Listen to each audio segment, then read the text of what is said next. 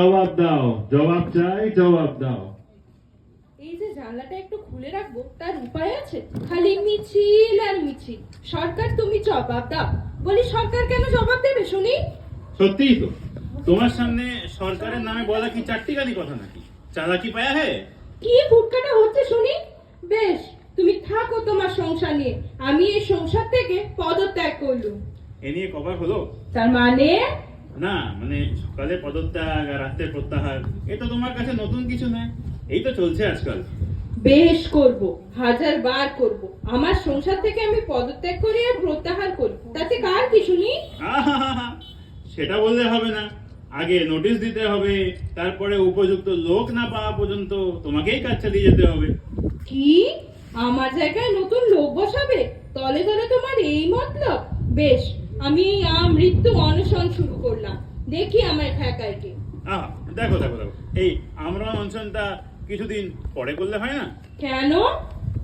না মানে ধরো এখন তো মাসের শেষ, তাই একটা অনশন করতে কত কিছু লাগে বলো। একটা প্যান্ডেল লাগে, মাইক লাগে, ফুলের মালা, ফলের রস, এইসব জোগাড় করতে করতে আমার লাইফটা তো একেবারে লোডশেডিং হয়ে যাবে গো।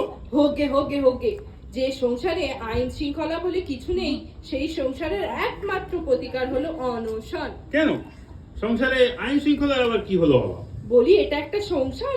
বলি এই যে আমি এতদিন তোমার সাথে সংসার করছি, তুমি আমার জন্য কি করেছো? কেন সংসার করেছি, তোমাকে বিয়ে করেছি। হ্যাঁ, এটা একটা কিছু করা নাকি? হলো না, সবার চেয়ে বড় করা তো তোমাকে সহ্য করা, আর বিয়ে করে পড়লো আমার হাতে হাত করা।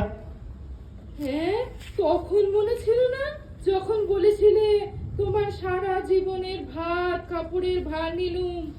হ্যাঁ মনে তো আমার ঠিক ছিল, শুধু ভাত আর কাপড়ের দায়িত্ব তো আমি নিয়েছিলাম, তা বলে ভাতের সঙ্গে মাছ মাংস ডিম, কাপড়ের সঙ্গে পেটিকোট ব্লাউজ মিডি ম্যাক্সি, এইসবের ভার তো আমি নিয়ে নি না বাবা। ঠিক আছে, খুব হয়েছে, সংসারে তো কিছু দেখোই না, এইদিকে ছেলেটা যে একবারে বকে গেল। কেন খোকার আবার কি হলো? কি আবার হলো? ঘুমের করে দিয়া ছাট্টা বলে চেঁচাচ্ছে। দিয়া শার্টটা, সেটা আবার কি? ছেলে তোমার শার্টটা খেলছে। হ্যাঁ, গাট্টা মারতে পারো না? তুমি কি করো? তোমার লজ্জা করে না? লজ্জা ঘৃণা ভয়, তোমাকে বিয়ে করে আমি তিনটেই করেছি জয়। মুখ পোড়া মিঞ্চের কথা শুনে গা জ্বলে যায়। এই রে, এইদিকে মুখ পোড়া মিনসের কথা শুনতে শুনতে ওখানে উনুনে যে ভাতটা পড়ে গেল সে খেয়াল আছে? বলি অত চালের পিন্ডিগুলো তোমাকে কে আনতে বলেছে শুনি? যা, আমি কি করব? রাশনের মূল্য তালিকায় দেখলাম সেদ্ধ চাল কাটা, ময়দা কাটা, সোজা সুজি কাটা, সেদ্ধ চাল ফুরিয়ে গেছে তাই অত চাল। তা বলি ফুরিয়ে যায় কেন? অভ্যাস করে দিচ্ছে, বিধবা হয়ে গেলে কাজে লাগবে। হাড় জ্বালানো কথাগুলো শুনলে না আমার পিত্তে জ্বলে যায়। আহা, সরকার না দিলে আমি কোথা থেকে আনবো বলো? বলি সরকার কেন দেবে শুনি? নিজের হিম্মত নেই? তুমি না পুরুষ মানুষ, তোমার লজ্জা করে না সরকারের কাছে হাত পাততে? এটা লজ্জার কি আছে? সরকার দিলে নিশ্চয়ই আনতাম। সরকার কেন দেবে শুনি? সরকার কি তোমার বাড়িতে একদিনও পাক পাতে এসেছে? সরকারই তো আমাদের একমাত্র ভরসা।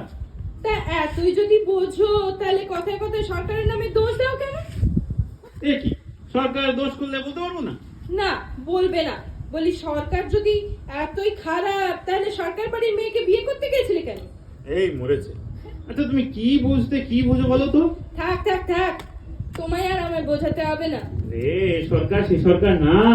শাক দিয়ে মাছ ঢাকা যায় না, যেন ভুলে যেও না আমি ওই শ্যামবাজারের পিতুম সরকারের মেয়ে সুভাষিনী। হ্যাঁ, সে তো তোমার সুন্দর কথা শুনেই বোঝা যাচ্ছে তুমি সুভাষিনী। কি সুন্দর তোমার মুখের ভাষা।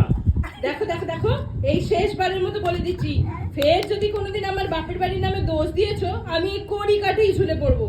ভগবান কি আমার মুখ তুলে চাইবেন? সেই সৌভাগ্য কি আমার হবে? হ্যাঁ, কি বলে? না না মানে আমি বলছিলাম বাড়িওয়ালার পারমিশন নিয়েছো? কেন? না মানে এই শরীরে একবার যদি ঝুলে পড়ো, বাড়ি শুদ্ধ হুড়মুড় করে ওই তোমার গুজরাটে ভূমিকম্প মতন পড়ে যাবে গো সবকিছু। ঠিক আছে, তাহলে আমি রেল লাইনেই গলা দেব। দিও না, ওইখানে একদম গলা দিও না, ওইখানে আজকাল টাইমের কোনো ঠিক নেই। দেখা যাবে তুমি গলা দিয়ে পড়েই আছো, রেল আর আসছে না। ঠিক আছে, তাহলে আমি গায়ে কেরোসিন তেল ঢেলে আগুনে পুড়ে আমি মরবো। খবরদার খবরদার, কেরোসিন তেলে তুমি হাত দেবে না। 3 ঘন্টা লাইনে দাঁড়িয়ে আমি 1 লিটার কেরোসিন তেল এনেছি তোমার গায়ে ঢালার জন্য। অন্য কিছু করে মরতে হলে মরো, কেরোসিন তেলে একদম হাত দেবে না।